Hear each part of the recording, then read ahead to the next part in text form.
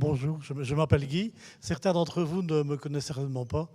Et je suis le seul membre fondateur de Clair et membre du CA depuis le début. Je vais vous passer un petit historique de Clair. Voilà, donc en 2004, Sylviane Dutoit, présidente d'Arthrite, Claudine Droulet, présidente de l'association sclérodermique, et Anne-Marie Verbeek, présidente de l'association Lupus érythémateux, décident de créer une ASBL qui regrouperait les maladies inflammatoires rhumatismales. Son but, créer une chaîne de solidarité et d'espoir et d'écoute. À l'époque, on dénombrait plus de 100 000 personnes atteintes de l'une des pathologies représentées. Trop vite. Voilà. 25 septembre 2004, c'est la première journée Clair à Wépion, dans le cadre du congrès belge de rhumatologie.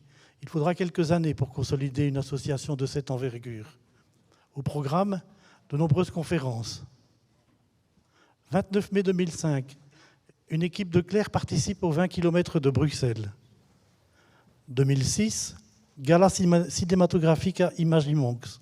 Clair se rapproche de Eulard et est présente au Ravel. 3 mars 2007, deuxième journée des affections inflammatoires à Nivelles.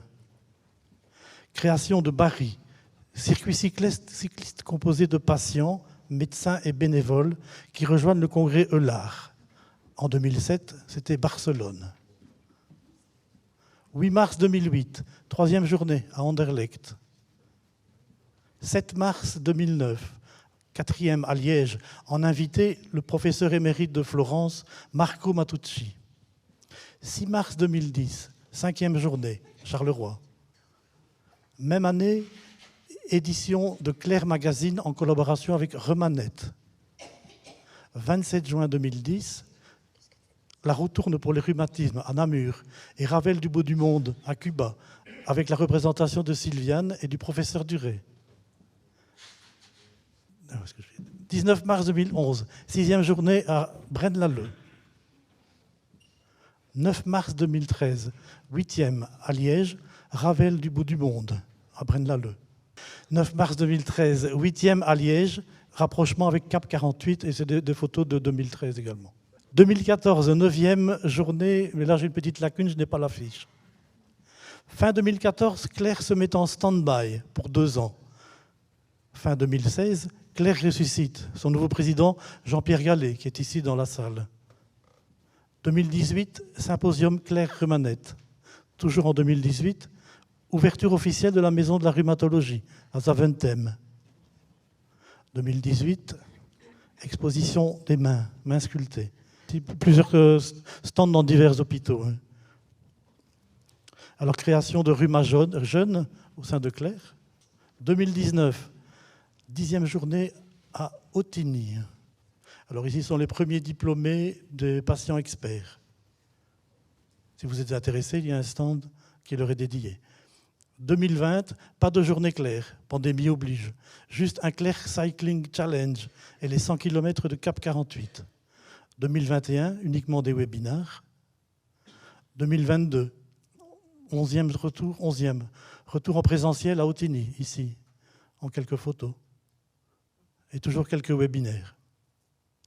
Éclairci en rhumato. 2013, 12e journée à Ottigny, avec des photos. Et alors, je voudrais faire un petit hommage à ceux et celles qui nous ont quittés et qui ont apporté leur pierre à l'édifice. Anne-Marie, Claudine, André, Marc, Paul, Henri. Je voudrais remercier aussi ceux qui ont participé à l'essor de Clair. Sylviane, Bernadette, Jean-Pierre, Alain. Et remerciements aussi à ceux et celles qui ont participé à cet essor. Nos bénévoles, Christelle, Catherine, Inge, Patrick, et Saskia, grâce à qui la journée a eu lieu. Et puis, merci aussi aux associations membres, à Rhuma, Rhumanet, Patients Experts.